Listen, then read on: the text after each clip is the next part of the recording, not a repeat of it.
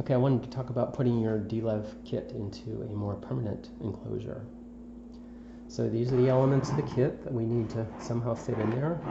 And we're going to, for the sake of portability and lightness and stuff, we're going to go for kind of a minimum configuration, minimal physical configuration. And the one I would suggest is my tour build, which you can read about on the support page. I've got a document that describes it and goes over most of the critical dimensions and what it's made of, so I won't be talking about that quite so much, I mean details, but I wanted to kind of talk about why it kind of turned out the way it did for a little bit. So this is a box, it's similar to the tour, but it's a little bit too narrow this way. So what we're kind of doing is almost making a mock-up, and I really recommend that you do make a mock-up out of something like cardboard, because you can make all the mistakes in it then. You can maybe even make it playable, and you can play it for a while and try it out, and that way you're not, you know, cutting extra holes in a pretty wooden box or whatever. You can make all the mistakes in the cardboard. All right, so the boxes themselves, the coil boxes, if you have these translucent ones of the blue or green in the later kits, you can see through it if you put a bright light in the back. You can see that the coil goes along from the front to the back, and there's a printed circuit board down here. So the end with the ribbon cable, the side of the ribbon cable and the banana jack are opposite the coil. So the coil's up here, ribbon cable's down here, coil's up here, so like that.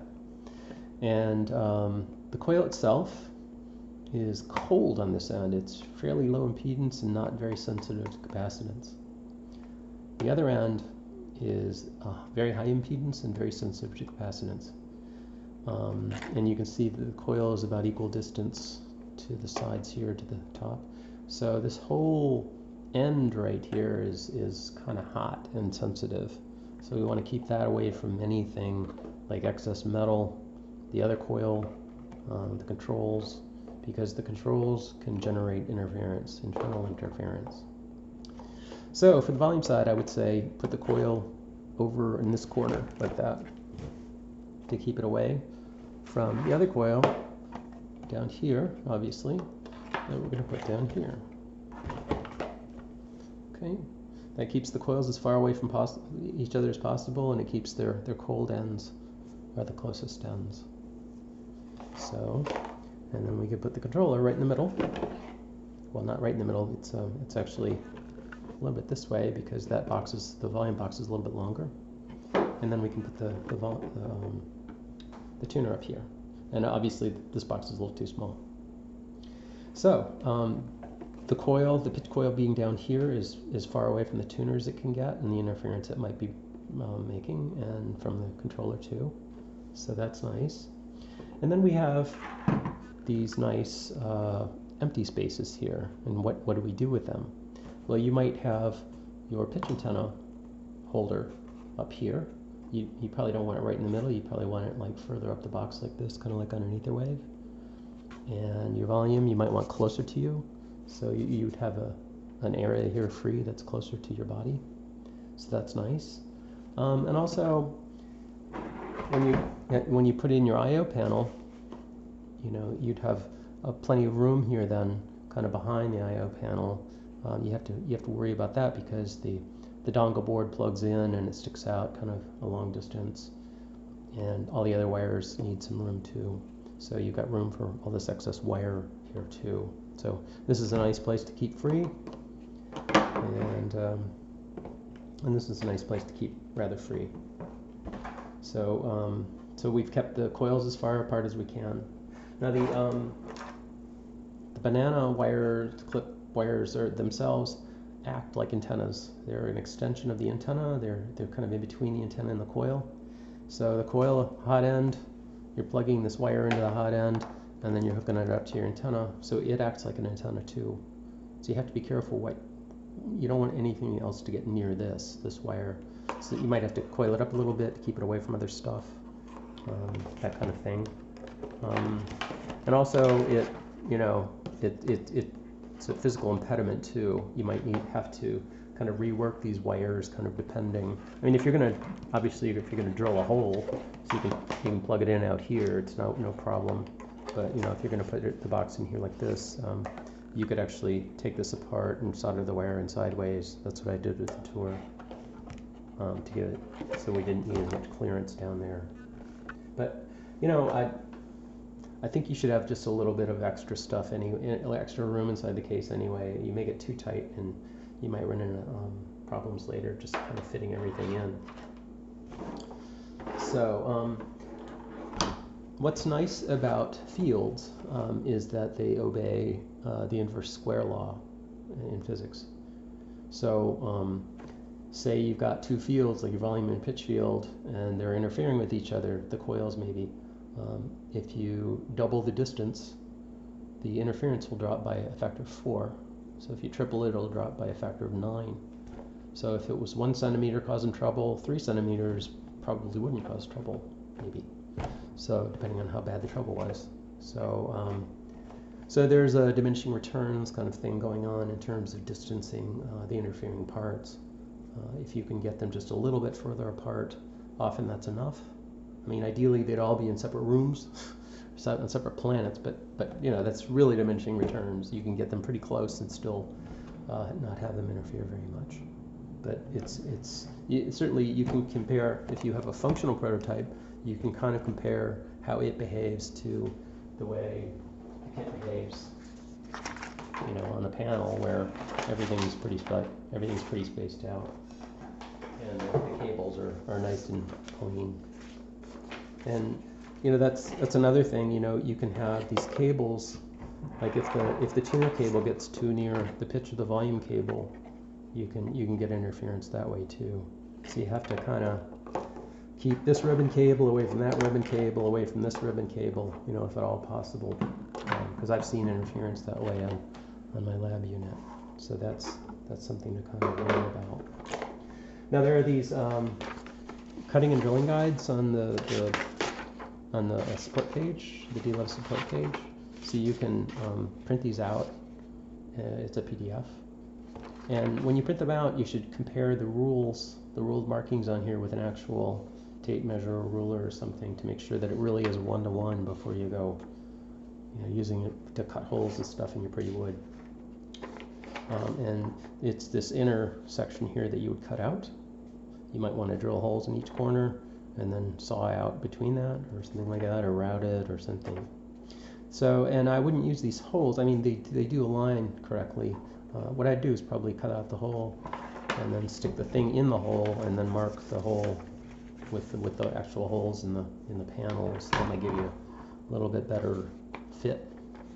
And then these are just these center line holes here don't correspond to any holes in the panels. They're just there to, you could cut them out into this paper and you could align it with a straight line on your wood or whatever. So that's just a convenience thing. So what do you make the case out of? You would obviously, well, maybe not obviously, but you don't want to make it conductive at all. You don't want to use conductive materials. You want to use like wood or plastic or some combination of that, or paper mache or that sort of thing. You don't want significant metal, particularly around the sensitive end of the coil. And so I would just minimize metal as much as reasonably possible. Certainly screws holding the wood together, that's no big deal. Don't worry about that. It's just not a big deal, screws.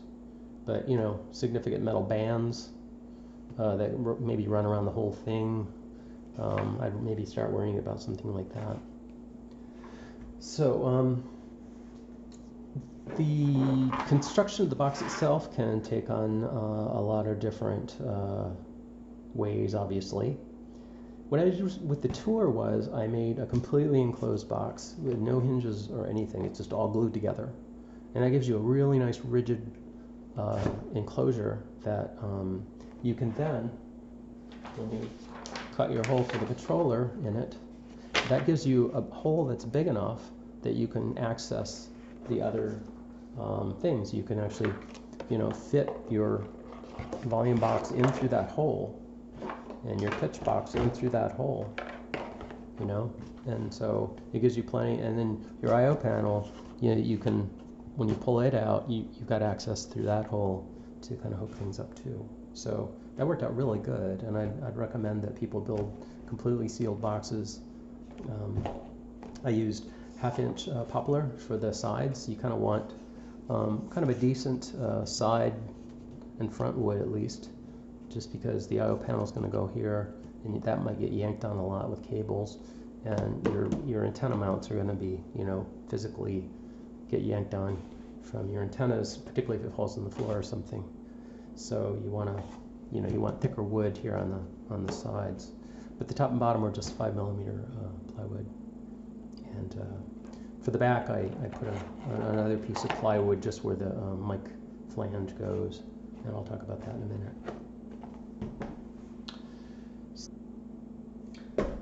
Oh yeah, so, but some boxes are hinged, like a wine box might be hinged, and so like, what do you do about that? Well, I would say the more you can do, like what the kit does. The kit mounts everything it can on one common thing, and the more you can do this, I think the easier it will be for you to assemble it and to make it so that it works and that the wires aren't kind of crossed on the inside. If you have some things mounted on one side and then other things mounted on the other side, when you're hinging it, the wires can get kind of elongated or stretched, and then when you close it, maybe you're not real sure where all the wires are going. So it's the more you can kind of mount everything on one side of a box, the better off you are.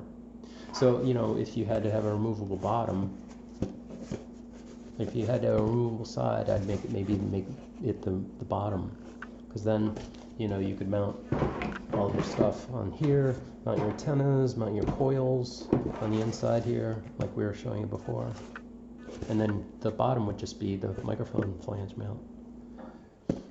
If you have something like a wine box that has a small lid and a big bottom, you might want to do the same. You might want to mount all the stuff on the actual bottom of the box, and then use the box upside down, and that would give you maybe enough room for your I/O panel. If your lid here is just a small thing, you've got enough face down here for your I/O panel, and you got enough room here for maybe your antenna mounts and things like that. So everything would be then mounted in the bottom of the box, but then you'd be using it upside down. So that's, I guess, what I'd recommend for that. And there's also the hinging too. I mean, if it hinges either in the front or in the back, if you have to mount things, say it went right down the middle, your seam went more or less right down the middle, and you had to mount the coil boxes on one side and the controls on the other, you might want to consider putting the hinges in the front, because most of the wiring kind of goes to the front, and then the latch in the back. So that's that. All right, for mounting the coil boxes themselves, they come with, the kit comes with, these clamps and stuff, and the volume side is slightly bigger than the pitch side because of the difference in sizes of the boxes. I actually have, they go like this, right? I have a 3D printed version that mounts them vertically like this. So if you wanted a vertical arrangement, I could print those for you, or you could print them out with the files that are on the support page. That's one kind of way.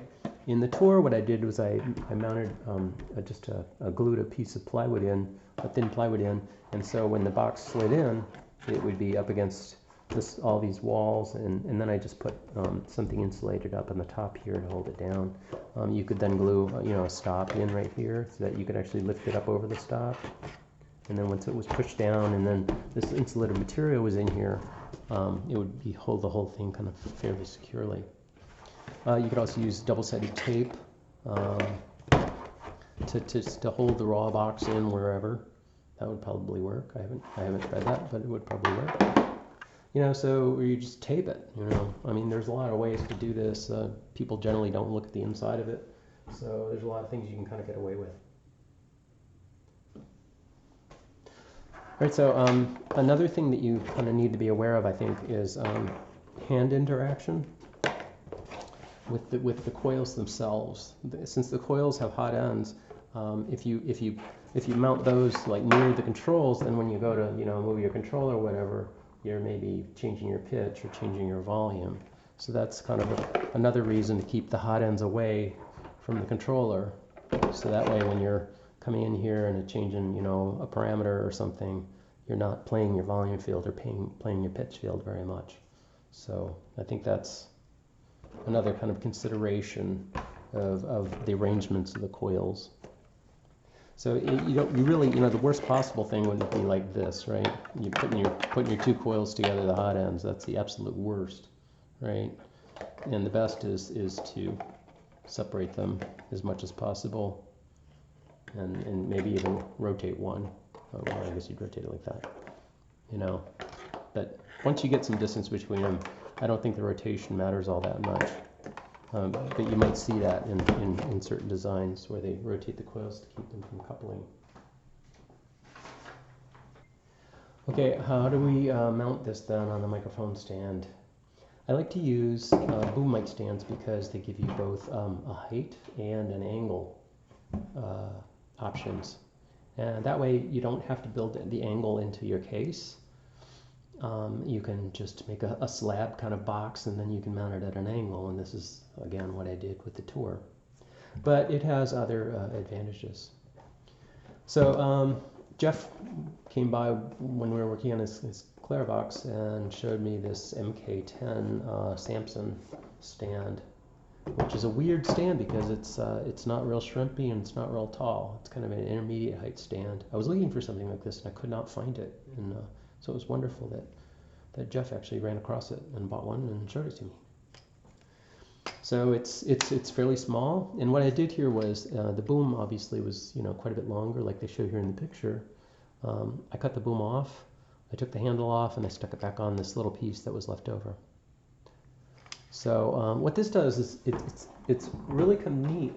So here's the flange that I used in the Tour. It's an on-stage U-mount UM5006, and it's kind of expensive, but it's really well made. And it has this rubber on the back that keeps, little kids or something people poking stuff in, or if your stand kind of thread goes in too deep, it could come back and it's hurt your FPGA or something. So it's nice that this very thick rubber is on here. It's meant to be mounted like this actually, but I didn't mount it that way. I'll go over that in a second. But see, like, say you have this mounted on the back of your Theremin, and you just bring your Theremin over to it, you hold it there, and then you can turn this to thread it on. So you're not holding the stand and turning the stand, or you're not putting your Theremin on top of it and spinning your Theremin, and that's always kind of dangerous to do. You just hold your Theremin up to it and you turn the thing until it's tight, and then it's in. So that's really nice. So then you just take it off the same way. You can see what's going on. It's just real safe and really, really handy. So the stand is a little flimsy, but I think it's okay for normal use. And like I said, you can sit at it, you could stand at your Theremin, you could stand at it. It's a really nice intermediate height stand for that sort of thing. I'm talking about the flange, mounting the flange. What I did was, like I said, I put another piece of plywood on the back of the Tour case. I glued it in. So two layers of 5 millimeters, 10 millimeter, and then I drilled a hole in the back, centered up, and then about a third of the way down, or 2/3 of the way up. And then I stuck this in this way, so that the part of it poking out was actually quite a bit less. And then I put a trim ring around it just to kind of hide the hole and make it look a little bit better, a 3D printed trim ring. And you want it offset like this, just so that, you know, when you put it on the stand, it can rotate kind of easily. So you don't want it to, if you put it in the middle like this, you know, it could stop like there, stop like there. When you put it up here, you got kind of a gravity advantage to automatically sort of treat it like a pendulum, and it'll automatically kind of center up itself. So that's kind of what you want to do there.